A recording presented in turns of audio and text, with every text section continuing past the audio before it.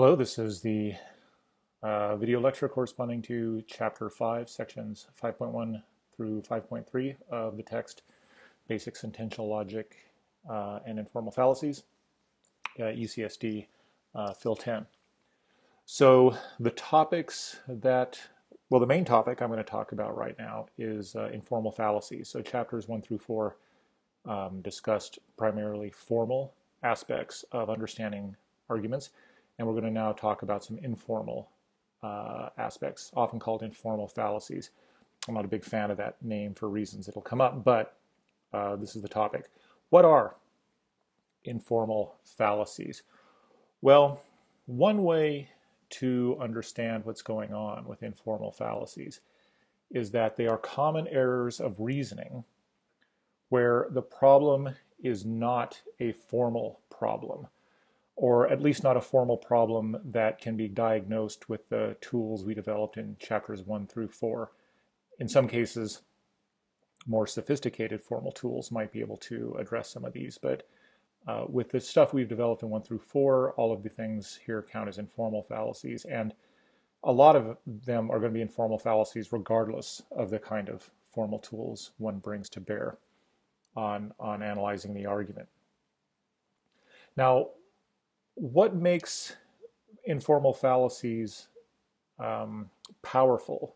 Powerful in the sense that they're able to sort of mislead people effectively, is that they're often related to patterns of reasoning that aren't problematic. And this is something that's going to come up again and again in various examples.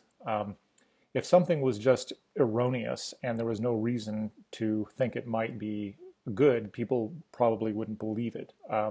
It's because there's usually something vaguely related to that pattern of reasoning that is good or is relevant that would make that reasoning a good piece of reasoning. That's why people get suckered in. And like I said, this is going to come up quite a bit in some of the examples. I want to point these out. Well, we have two chapters in the text that are going to discuss informal fallacies, and they're divided into, chapter 5 and chapter 6. And roughly speaking, we're going to divide these into two different kinds of informal fallacies. For the most part, it doesn't really matter how they're divided. The analysis and everything is going to work the same way. But we can sort of divide them in this way. In chapter 5, which is I'm going to talk about in this video, are fallacies of relevance. And these are where there is some premise in an argument or some consideration is offered that is strictly speaking irrelevant to the conclusion. Okay, now you can see why that would be fallacious. However, it ends up looking like a good piece of reasoning because if someone's not thinking clearly, it might seem as though that consideration is relevant. Okay? The next chapter, chapter 6, we'll be talking about fallacies of weak induction. And in these cases, the problem isn't that the considerations or the premise or premises are irrelevant completely. It's a little more subtle. They are relevant.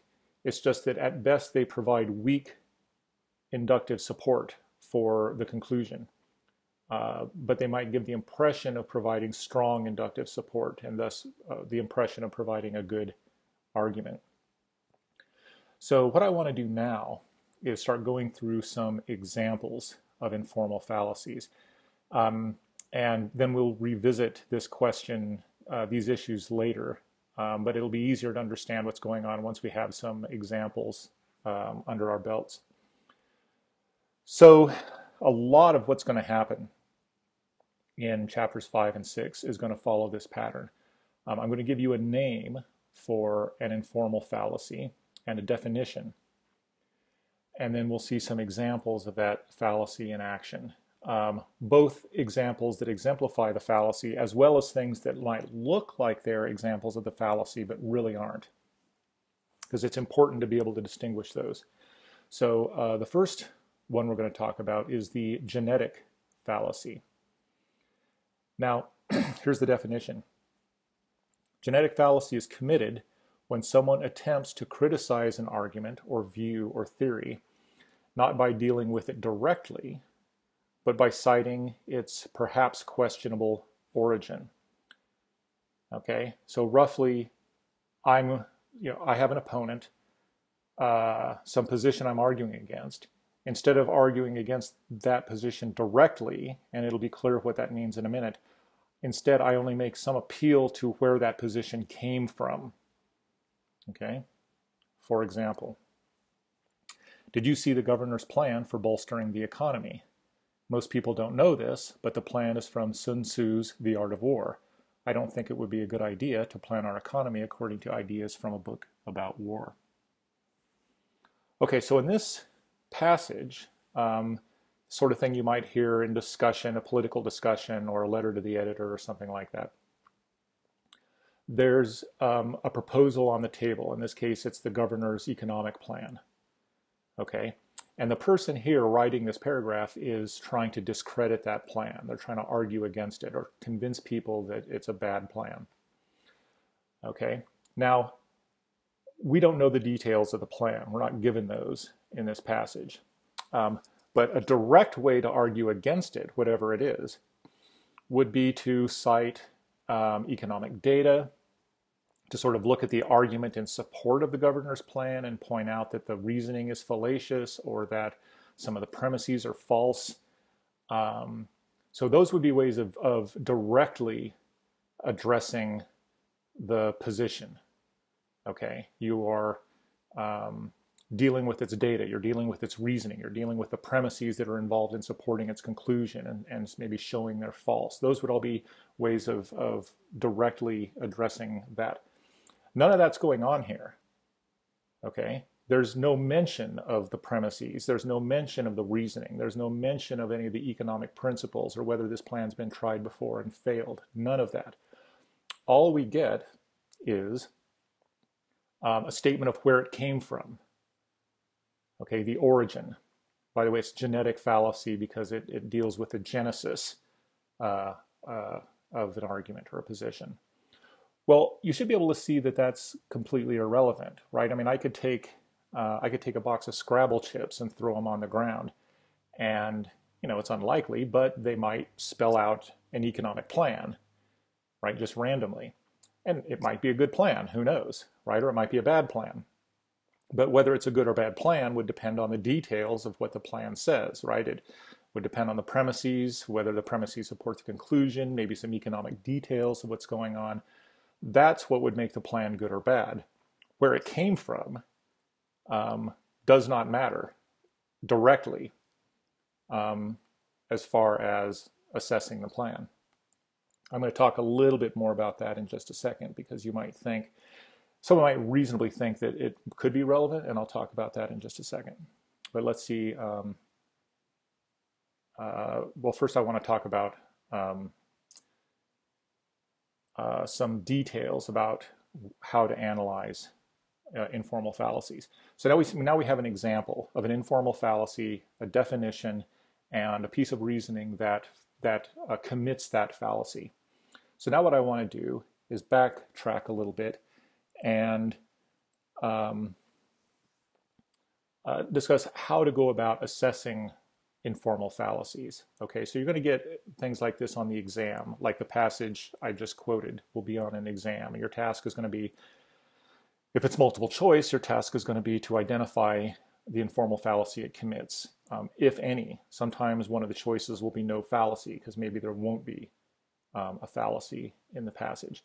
Sometimes you might have to write an analysis, a few paragraphs analyzing the passage.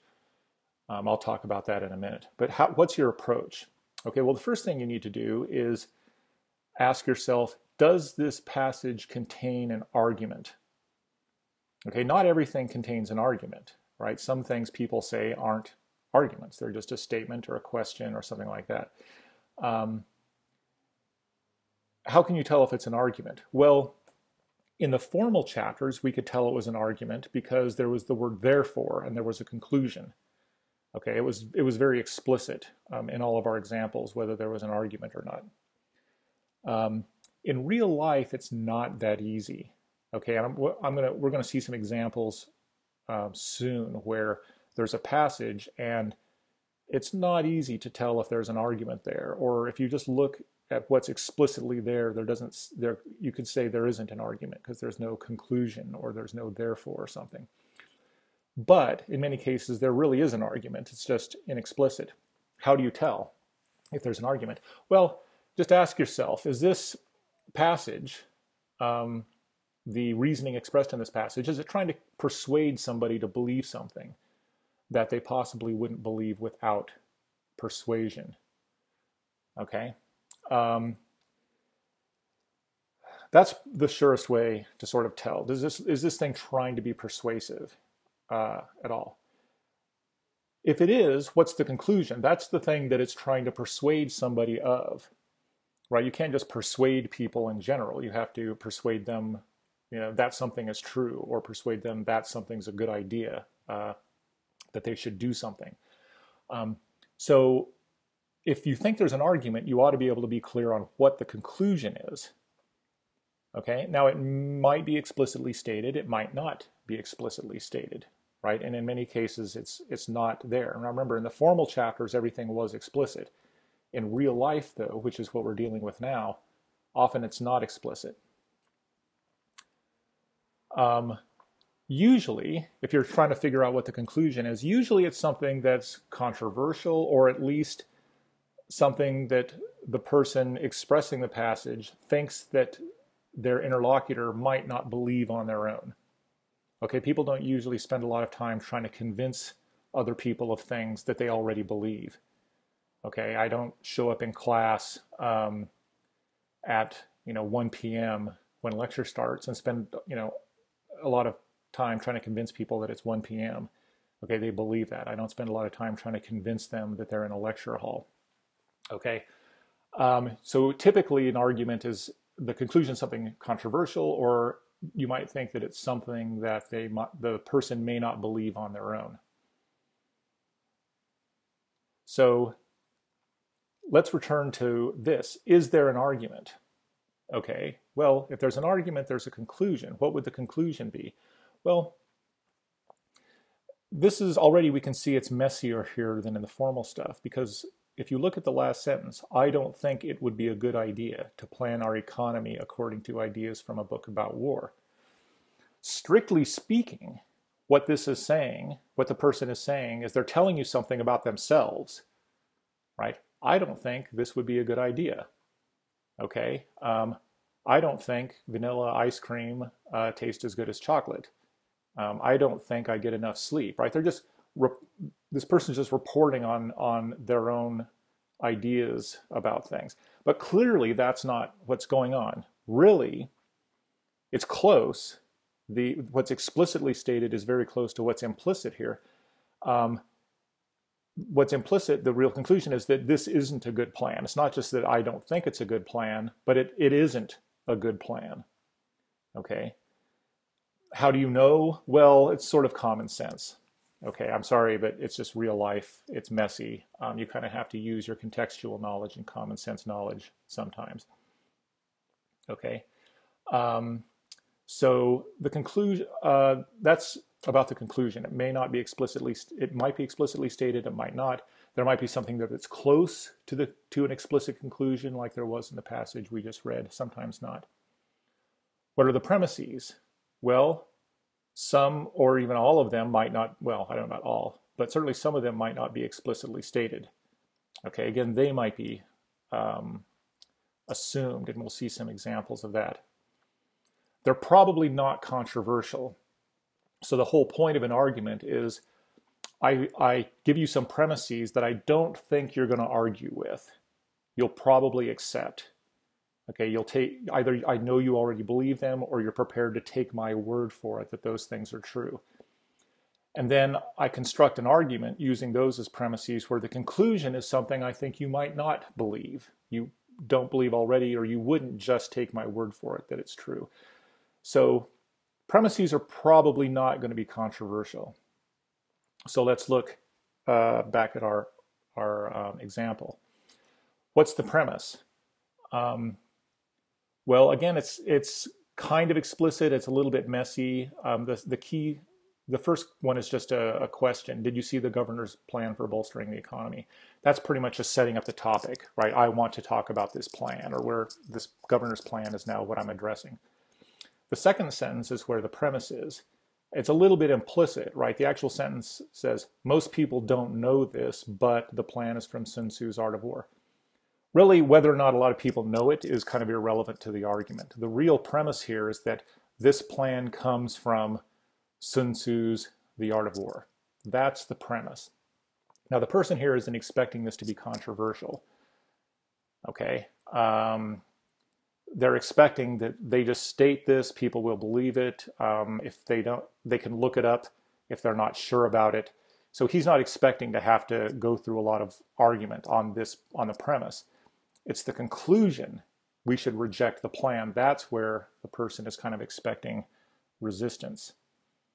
Okay, so now that we've identified the conclusion and the premise or premises, we want to know what is the reasoning. Okay, well, let's go back to our passage. The conclusion is the plan is a bad plan. Okay, it would be a bad idea to plan our economy according to the governor's plan, Ideas from a Book About War. Okay, what's the premise? Well, again, the premise has nothing to do with the plan itself, right? It's reasoning or it's data or whatever. The premise is just a statement about where the plan came from, its genesis, okay, its origin. So you can see, once you're clear on the premise or premises, the conclusion, and the reasoning, you can see that it fits the definition of genetic fallacy exactly. Okay, so once you've determined there's an argument, you have an idea of what the argument is, specifically what is the conclusion, what the premises are, what the reasoning is, then you can assess whether it commits the fallacy. And here, it clearly does. Let me remind you of the definition of genetic fallacy. Genetic fallacy is committed when someone attempts to criticize an argument or view, which the passage does, right? It's criticizing the governor's plan. Okay? So, attempts to criticize an argument or view or theory, not by dealing with it directly. Okay, remember in the passage, there was no direct dealing with the theory. It didn't talk about its data or its premises or the details of the plan. None of that.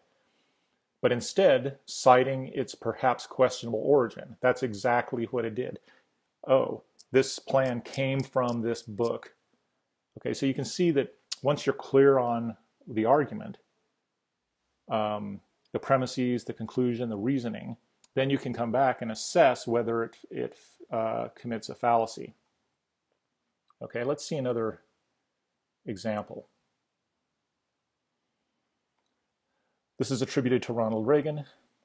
I've noticed that everyone who is for abortion has already been born. So let's go through our procedure. First off, is there even an argument here? Well, notice there's actually two possibilities. Okay, there's certainly nothing is stated explicitly. There's no therefore P, right? There's no triple dot. There's nothing like that. If you look at it explicitly, what's going on here, it looks like he's just saying he noticed something. Okay, I've noticed that, and here's some fact I noticed, right? Everyone who's for abortion has already been born, right? Maybe he's just telling us, about things he's noticed today, and this is, one of the items on the list, right? He gets up in the morning and he says, oh, I noticed it was raining when I woke up. And then I went downstairs and I noticed the milk was spoiled. And then I noticed that, let's see, I noticed that most people believe the earth is round, right? And then I noticed everyone who's for abortion's already been born, right? So you might interpret this literally as Reagan just telling you about something he noticed, right? Another way to interpret this as he's trying to argue against abortion. He's an anti-abortion person, okay? Clearly, it's number two. in most contexts. Okay, you have to sort of bring your real world knowledge and contextual knowledge kind of to bear on this. But it seems pretty clear he's trying to argue against abortion. He's trying to discredit pro-abortion people and thereby sort of lend more credence to anti-abortion. But notice that's all implicit. There's no explicit conclusion here. Therefore, abortion is wrong. There's nothing like that. Okay, so this is a case where the conclusion is implicit. Okay, and in fact, this is the correct answer. What's the premise? Okay, let's try to get clear. Now, if you think there's an argument, you should be able to identify what's the conclusion and what's the premise. Well, the conclusion is something like, it's sort of hard to say, but you can kind of get the general idea. Something along the lines of, the pro-abortion arguments should be discredited or should be disbelieved or something like that. The premise is why, or what's the premise for that? Why should we believe that? Well, because the arguments come from a certain group of people. What group of people? People who've already been born. Now, the reasoning is kind of weird here. It might be something like, look, if you're like Reagan, here's how you might be thinking of this. Abortion is a policy that commits a certain kind of violence on some people. So if you think a fetus is a real person, you think abortion is murder, and that's a kind of negative thing that is kind of inflicted on some people, okay, the ones who are aborted. And what Reagan's pointing out here is that the people who are arguing in favor of abortion are the ones who are already past the stage of being of possibly suffering the negative consequences. They can't be killed anymore by this policy, right? So because of their situation, they're maybe less sensitive to the people who will get hurt by the policy. That's kind of like maybe what is in his mind, or kind of what's behind the reasoning here. Something along those lines. Now, if you're looking at this thinking, gosh, this is complicated. It's implicit. How would I know this? Look, this is just real world, right? The real world's messy. And you know, that's not the fault of people who try to teach logic. You know, that's the fault of people, fault of the real world, I guess. By the way, lest you think that fallacies are committed by, you know, exclusively one side of the political spectrum, look at this example. Most of the support for tax cuts for higher tax brackets come from people who are wealthy. So clearly we should oppose these cuts. So this is exactly the same type of reasoning here, right? There's a position, tax brackets for wealthy people should be lowered. Okay, we should cut taxes for the higher income people. Why? Well, because the arguments in favor of that come from a certain group, namely a group that would benefit from that. In the case of abortion, it's not exactly a group that would benefit, it's a group that would not be harmed anymore by abortion. And here it's, well, this group would benefit from the policy. But it's exactly the same reasoning, and it's a fallacy for the same reason, right? Just because this group argues for that policy doesn't by itself mean that the policy is wrong. Okay, if the policy is wrong, it's going to be for reasons that have to do with the details of the policy itself. Okay, we're going to move on in a second to the next fallacy. But before I get to that, I want to address a question here. Some of you might be thinking, gosh, Rick, it sure looks like it's relevant. Like, for instance, look at the example right here about the tax brackets. It sure seems like a relevant consideration that the people making these arguments are ones that would stand to benefit from this policy if it were adopted. Okay, yet you're saying it's not relevant. Can you help me understand why I still have the impression it's relevant? Well, here's why, or here's what's going on here. In a case like this, let's just use this example. if you know that the people arguing in favor of a policy have an ulterior motive for it, as in this case, let's say, there's something about the origin that is maybe suspicious in a certain sense, right? Like you find out that the economic plan came from Scrabble chips. Okay, so there's something about the origin that, I don't know if suspicious is, maybe it's suspicious or whatever, but raises a question mark. What does that mean? Well, what it doesn't mean, and this is why it's a fallacy, it doesn't directly by itself mean that there's anything wrong with the plan, because that is irrelevant to the plan itself. Okay, but it does mean something. What does it mean? It means that once you learn that this is, something about the origin of the plan, that it came from Scrabble chips, let's say, that might be a good reason for you to examine the plan more carefully than you would if, than you would if you learned it came from an economist, let's say.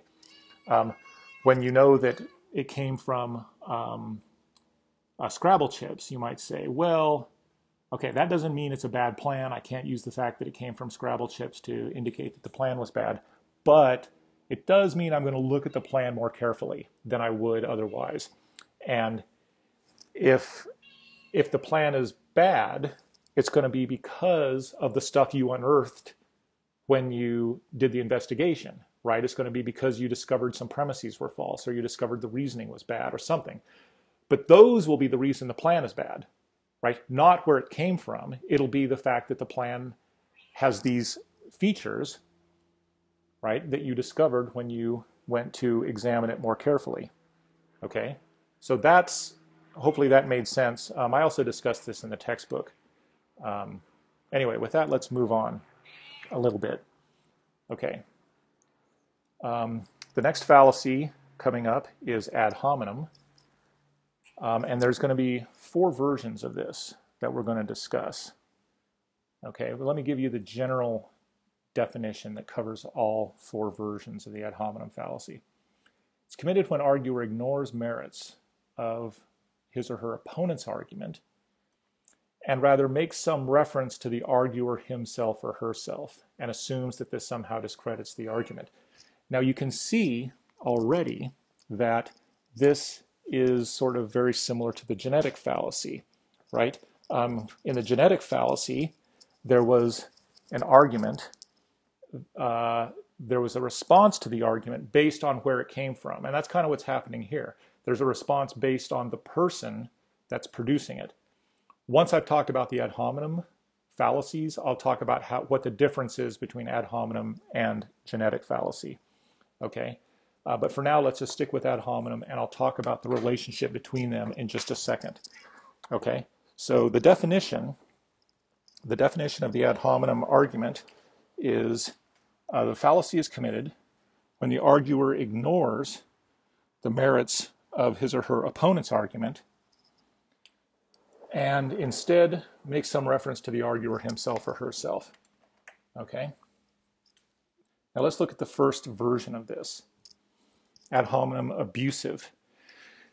This is when the arguer just verbally abuses the opponent. So one way to address your opponent is just to verbally abuse them, obviously. Okay? So example. Principal Smith says, I think your child should be held back a grade. He's younger than his classmates. The material seems to be a bit too advanced for him. So the principal here is producing an argument. What's the conclusion? Child should be held back. What are the premises? He's younger than his classmates. Material seems to be a bit too advanced. So there's some considerations in favor of that conclusion. Okay? Parent, screw you, you fascist dipshit. Okay, so here you can see the parent's not addressing that argument directly at all. Right? They're not saying, oh, that reasoning doesn't hold up, or, oh, wait, no, your premise is false. He's actually the same age as his classmates, right? There's no direct engagement with the argument. There's just verbal abuse heaped upon the opponent here. Okay, next example. This one's going to be a little more subtle. Pete says, have you read the new book by Amanda Hugginkiss? Now, is Pete giving us an argument? Maybe. I mean, it depends on context. He might just be curious as to whether someone has read a book. Or sometimes this is a way of suggesting that someone read a book, right? Like, you know, if your spouse says, hey, have you taken out the garbage? Well, sometimes that's just a question. Sometimes it's like their way of saying, hey, you should take out the garbage, right? Even though it's phrased as a question. Depends on context, and you kind of need to use your real world knowledge. So let's just say that in this context, Pete is suggesting, recommending the book or suggesting that the book be read. Rick replies, are you kidding? She's dumber than a box of wet hammers. Well, you should think about this for a minute. So on the one hand, what's the argument is just addressing sort of the genesis of, in this case, the book, the person who wrote the book, and is sort of throwing some verbal abuse at this person. Okay, there's some denigrating remarks, in this case, that this person is stupid. Now, you might recall, so it fits the pattern for ad hominem abusive, okay? But you might recall earlier on, I said that part of the analysis is first you identify, you do all this stuff. Is there an argument? What's the conclusion? What are the premises? What's the reasoning? Does it fit the pattern of one of the fallacies? But then you need to ask a further question. Is it really fallacious? Okay. Now, in this case, I think it's not really fallacious necessarily. Why? Well, because whether or not an author of a book is, super dumb, that might be a relevant consideration to whether or not you want to read the book. Okay? Compare this to this argument. Okay? Here, even if what the parent is calling the principal a fascist dipshit, right? Even if that's true, right? The sort of content of the property that the parents are attributing to the principal, even if it's true, that's irrelevant to whether or not your kid should be held back a grade, right? The considerations have to do with whether the material's too advanced, whether they're younger than their classmates, whether the principal is a fascist, even if that's what the parent really meant to say, which they probably didn't. They're just using fascist as a general purpose, bad word. But even if it's true, you can see that it's irrelevant, right? That's why ad hominem abusive is a fallacy, right? The consideration is typically irrelevant to the conclusion. Sometimes, though, the sort of the property of derision, right? In this case, calling someone stupid, well, that could be relevant sometimes. So you have to ask yourself, once you've identified that it fits the pattern, okay, the person's just making reference to the arguer is making reference to the person who produced an argument or position or something. They're heaping abuse upon them. So it fits the pattern of ad hominem abusive. You have to go back and then just ask yourself one final question. Is the abusive thing that they're saying, is it relevant or irrelevant to the conclusion? And in this case, it might be relevant. So you could make a case that this isn't a fallacy in this case. With the child being held back a grade, it seems that it is irrelevant. It fits the pattern, and it's an irrelevant consideration. Okay. We're going to see more examples of this that will hopefully make it more clear, right? This idea of some kinds of reasoning fitting the pattern of an informal fallacy, but yet not being fallacious. This will come up time and time again. Next version of the ad hominem fallacy. Ad hominem circumstantial. Here's the definition. It's when the arguer, rather than addressing their opponent's argument, so again, you've got an opponent producing an argument, you don't address that argument directly. You merely point out that their opponent's circumstances, okay, typically, not always, but typically, circumstances that produce an ulterior motive may be influencing their position. Okay, let's see an example. This is from real life. So before I came to UCSD, I was at University of Pittsburgh, and there was a policy where once a year, all the faculty member had to fill out some forms detailing how they spent their time that year. Okay, and it was, another piece of paperwork, so people didn't like it. But this kind of argument came up a lot. I know that the administrator said that filling out all these forms was crucial to obtaining financial support for the university. But these forms take a lot of time. Of course, an administrator wants there to be more paperwork. Without more forms to process, they'd all be out of work. Okay, so here what's going on. On the one hand, you have an administrator or bureaucrat who's explaining why people need to fill out this paperwork. Okay, why? Well, because this paperwork is crucial for, the university to be able to obtain continued financial support from the state legislature, something like that. Okay, now someone who's supposed to fill out the paperwork is responding to that position, right? And notice they're not responding directly. They're not saying, well, in fact, the state legislature doesn't care if we fill out these forms. We get the same, funding anyway, right? They're not saying anything like that. So they're not addressing the actual argument. What are they doing? Instead, they're saying something about the person making the argument. They're saying something about the administrator. What are they saying? Well, they're saying, look, the administrator's job requires that there's a lot of paperwork.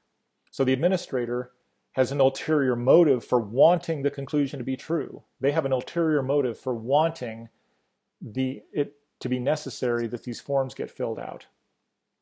Okay? And then once the ulterior motive is pointed out, the person acts as though this discredits the original argument. Okay, which of course it doesn't, right? Just because someone has an ulterior motive for wanting a conclusion to be true doesn't mean that their argument's bad. Okay, we're going to see examples of this coming up, but notice that if the police showed up at your house tomorrow and accused you of murder, and you provided an argument as to why it couldn't be you could say something like, well, look, my conclusion is I'm not the murderer. Why? Because the murder happened on Sunday, and on Sunday I was out of town, and I've got all of this proof that I was out of town. So you produce an argument why you couldn't be the murderer. Well, of course you've got an ulterior motive for wanting that conclusion to be true, right? You won't get, sent to the electric chair, right? But that doesn't mean that your argument's bad just because you have an ulterior motive for wanting the conclusion to be true or wanting people to believe the conclusion, right? So just because someone has an ulterior motive doesn't mean the argument's bad. If the argument's bad, it's going to be because it's got false premises or something along those lines. Let's see another example. Senator Kahalik has argued persuasively in favor of federal subsidies for dairy products, but the senator comes from Wisconsin, which has a huge dairy industry. So of course she would argue for that position. Therefore, it seems reasonable to vote the subsidies down. What's the conclusion?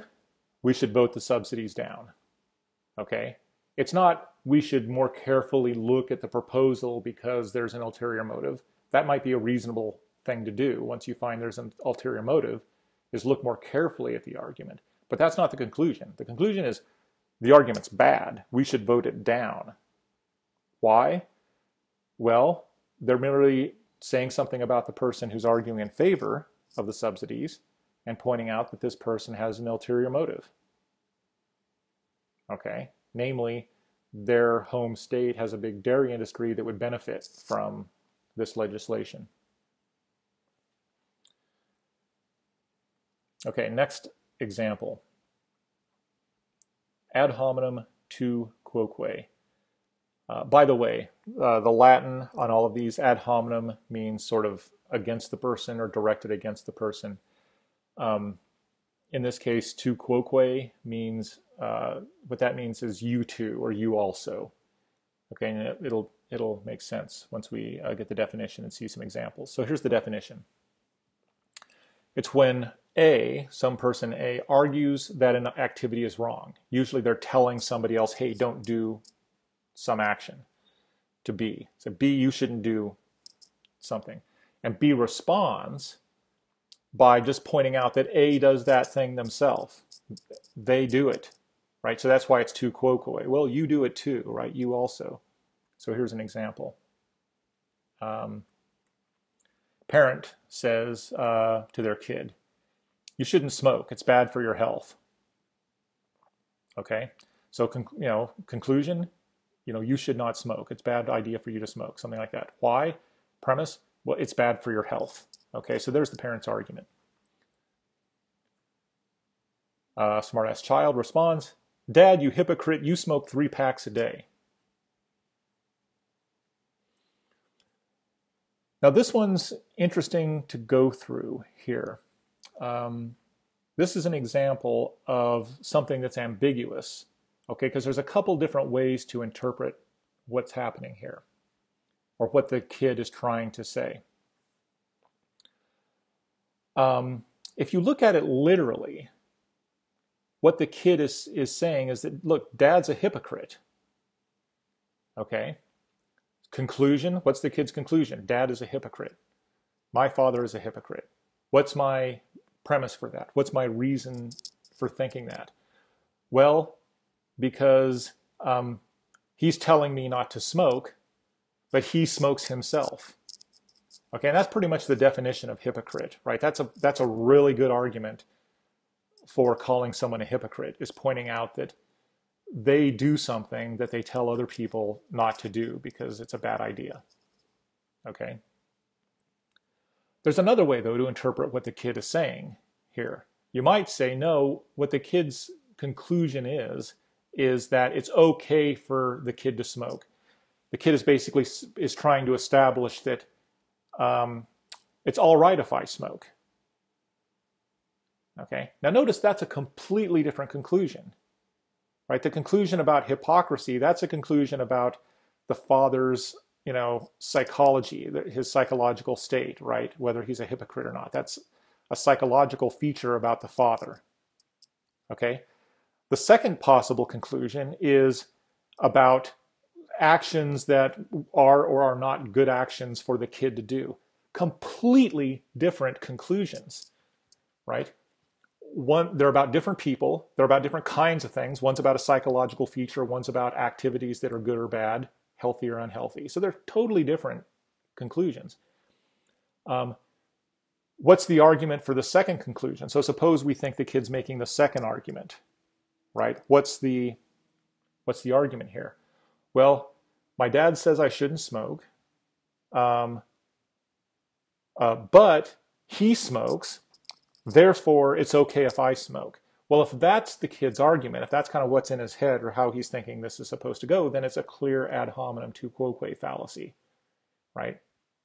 He's trying to justify his own actions against criticism of those actions simply by pointing out that the person making the criticisms does that action themselves. And if that's the argument, it's fallacious, right? It's whether or not the dad smokes is irrelevant to whether or not it's a good idea for the kid to smoke, right? It's not like, smoking could be bad for my health, but if my dad smokes, then all of a sudden, the medical facts are different. Now all of a sudden smoking's good for my health, right? It's irrelevant that, your dad also smokes to the conclusion whether it's a good idea for you to smoke or not. So this is an example of a passage that's ambiguous. It could mean two different things. It depends on context. Sometimes people don't really distinguish those. That's why these work. People kind of get mixed up in their head. They're not clear if they're making an argument about hypocrisy or about why a certain action is really okay for them to do. But when you're analyzing these arguments, you should get clear about them. Now, on a test, if there's a passage like this that's ambiguous, if it's multiple choice, what we'll do is try to make it that only one of the choices is a possibility, right? So if it was here, there wouldn't be no fallacy and ad hominem tu quoque, right? Because both of those would be possible choices, right? If the argument's a argument that your dad's a hypocrite, that's not a fallacy. That's a great argument to the effect that dad's a hypocrite, okay? So that would be one possible correct answer. Ad hominem tu quoque is also a possible correct answer. If that's an argument justifying smoking, that's fallacious. Just pointing out that your dad smokes does not justify you smoking, okay? So since both of those are possible answers, they wouldn't both be options on a multiple choice. We would only give you one of those, and the other three would be things that couldn't possibly be right. If it's an essay question, then what you should do in a case like this is say, that it's ambiguous. Say, well, the passage, you would write it out this way. The passage is really, could be interpreted two ways. On one interpretation, the kid is just arguing that the dad is a hypocrite. And this argument is actually not fallacious at all, because whether or not the dad does things that they tell other people not to do is relevant to whether the dad's a hypocrite. The other interpretation of this argument is the kid is trying to justify their own smoking behavior just by pointing out that the person criticizing them for that behavior does it themselves. And if that's the argument, then it commits an ad hominem tu quoque fallacy. And you just write that out, right? And then the person grading it would read it, and they would say, okay, this person who wrote this exam knows what they're talking about, and they would give you a lot of points. Okay, let's see another example of ad hominem tu quoque. Editors of the Sacramento Bee have accused our company of being one of the worst water polluters. But the Bee is responsible for more pollution than we are. They own Axis Chemicals, from whom they get their ink and dump tons of chemicals into the river every day. Same thing, it's kind of ambiguous. They didn't just come out and say, it's okay if we dump chemicals in the river. But it's probably implicit that that's what they're trying to establish. But really, all they've done is shown that this newspaper does the same thing they accuse other people of doing. So to the extent that the person writing this passage is trying to defend their own behavior, it's just an ad hominem tu quoque fallacy. Here's an example from real world. The comedian Carol Burnett has filed a copyright infringement suit against the makers of Fox TV's cartoon sitcom Family Guy over an episode poking fun at the performer and her variety show from the 60s and 70s. The lawsuit claims that Family Guy violated Burnett's exclusive rights to her name and likeness by depicting her signature cleaning woman character in a segment last April without her consent. The suit seeks $2 million in damages, says that the episode used a slightly altered version of the copyrighted musical theme without permission. A spokesman for 20th Century Fox, which produces Family Guy, said on Friday the suit was without merit. References to Burnett and her show in an 18-second sequence were just parody. And here's the crucial bit. This is the studio spokesperson again trying to defend themselves against this claim of copyright infringement. Here's what he says. Family Guy, like the Carol Burnett Show, is famous for its pop culture parodies and satirical jabs at celebrities, the studio said. We are surprised that Ms. Burnett, who has made a career of spoofing others on television, would go so far as to sue Family Guy for a simple bit of comedy. So notice again, you have to sort of look at this in context. If you just literally look at what's happening here, the literal statement, what they're saying is that we are surprised that Carol Burnett is suing us. And if you just look at it literally that way, they're not defending themselves. They're not saying it's okay that we did it. They're just saying, oh, we're surprised. We didn't anticipate this fact. It has surprised us. But clearly from context, you can tell that there's more going on than that. This is intended to be a defense of their own behavior, okay? And given that realistically it's supposed to be a defense of their behavior, it's an ad hominem tu quoque fallacy. Okay, let's move on.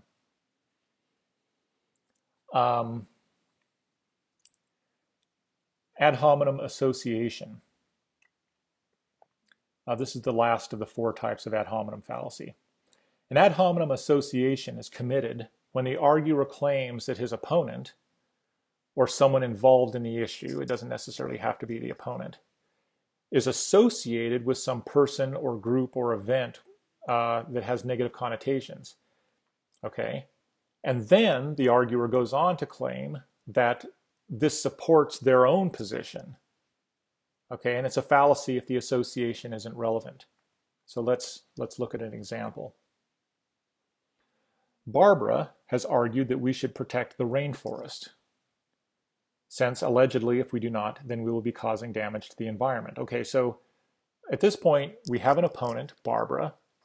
Here's an argument. What's the conclusion? We should protect the rainforest. Why? Because if we don't, it's going to damage the environment. So, you know, this person has a position, okay, and we're going to try and, now I'm going to argue against it, or the person writing the passage. Let's continue. But my private investigator has just told me that Barbara's been secretly donating money to neo-Nazi groups throughout the region. If that doesn't discredit her position, I don't know what does. So, what's the conclusion? My opponent's position is discredited. It's a bad position. Okay, why? Well, there's no data about the position itself. There's nothing like, well, you know, this big panel of biologists actually said that the rainforest has nothing to do with the environment, and it would be good if we chopped it all down, right? So there's nothing like that. There's nothing that directly addresses the argument. Instead, what we have is the person's pointing out that the opponent, Barbara, has an association to this group with serious negative connotations, right? Neo-Nazis. And that association by itself is supposed to discredit this person's argument. Now, if you think clearly about this, you'll see that it's irrelevant to whether or not that argument's good. Okay, whether Barbara is a neo-Nazi or a Republican or a Democrat or, you know, whatever, doesn't matter what it, that's irrelevant to the argument, right? Either the premises support the conclusion about the rainforest or they don't. Okay, now here's where one of the things that I think maybe people get mixed up about. It's clearly maybe relevant to other things, right? You might all of a sudden not think Barbara's a very nice person or whatever. So it's not that it's irrelevant to every possible consideration that you might have when thinking about Barbara. It's just that it's irrelevant to this issue. Okay, that's what makes it a fallacy. So compare it to this, the next different argument. Barbara has argued that she would be a good choice for mayor since she is unbiased and would help fairly ease racial tensions in our city. Okay, so now Barbara's our opponent. She's made an argument she would be a good choice for mayor. Okay, why? Well, we've got some premises here. Now, I continue on. But you may recall Barbara as the woman who gave money to the neo-Nazi movement in last year's election. So if you look here, this fits the pattern of an ad hominem association perfectly, right? Suppose this is my passage here, right? What I'm doing is I'm arguing against Barbara. She's produced an argument. I'm saying we should, you know, not believe her conclusion at all. We should discredit her argument. Why? Well, what do? I point out an association between Barbara and a bad group, okay? And then act as though that discredits her position. So you might look at that and go, oh, ad hominem association fallacy, because it fits the pattern. Well, it does fit the pattern, definitely, but then you always have to ask yourself the final question. Is it relevant? Is this consideration that is often irrelevant? It could, you know, usually associations are irrelevant to the arguments people make, but not always. Is it relevant in this case? Well, it sure is relevant, right? The fact that she has financially supported neo-Nazi groups, that's really relevant to the conclusion as to whether she'd be a good choice for mayor. Okay? So in this particular case, this is an example of one that fits the pattern of an ad hominem association fallacy. If you go through all of the steps, is there an argument? Yes. What's the conclusion? The conclusion is that my opponent's argument is flawed. What is my premise for that? Well, my premise is just that my opponent is associated with a group that has negative connotations. Fits the pattern perfectly for ad hominem association. But you always have to ask yourself that final question. Is it really a fallacy? These are fallacies of relevance. So is that association relevant to the topic? Okay. In the case of the rainforest, it's not. Okay. Whether or not she donated money to neo-Nazis is irrelevant to whether or not damaging the rainforest, damages the environment. It's an irrelevant consideration. In this case, it is relevant, right? Whether or not she would be a good choice for mayor, if that's the topic, whether or not she, is pro neo-Nazis, that's incredibly relevant. So this would be no fallacy. Okay, final point before I close out this video. You might have noticed that the ad hominem fallacies and the genetic fallacies are very similar. In fact, they're so similar that if you go back and look at some of my examples of the ad hominem genetic fallacy, let me call up one or two of these examples here.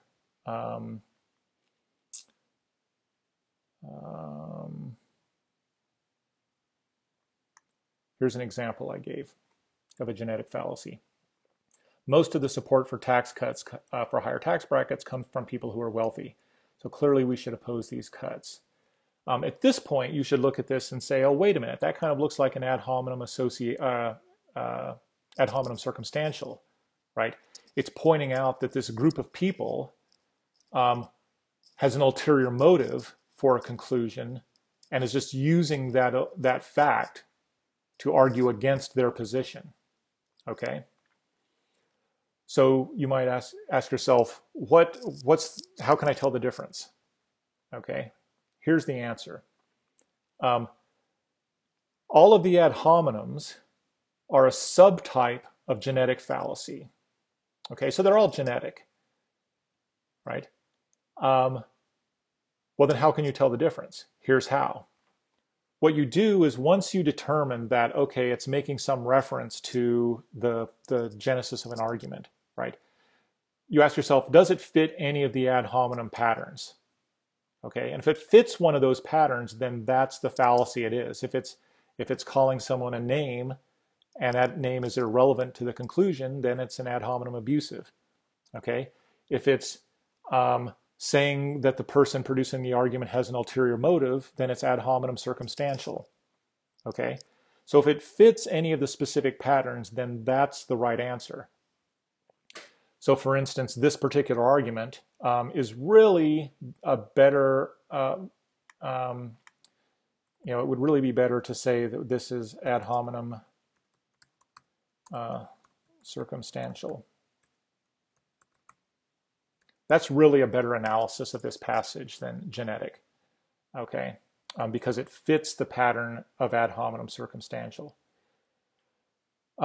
If it doesn't, if it's some kind of genetic fallacy, if it's making an appeal to the genesis of an argument, but it doesn't really fit any of the specific ad hominem patterns, then you just say it's a genetic fallacy generally. Okay, so that's how you analyze that. Okay, so that's it for this video. Look forward to the next one.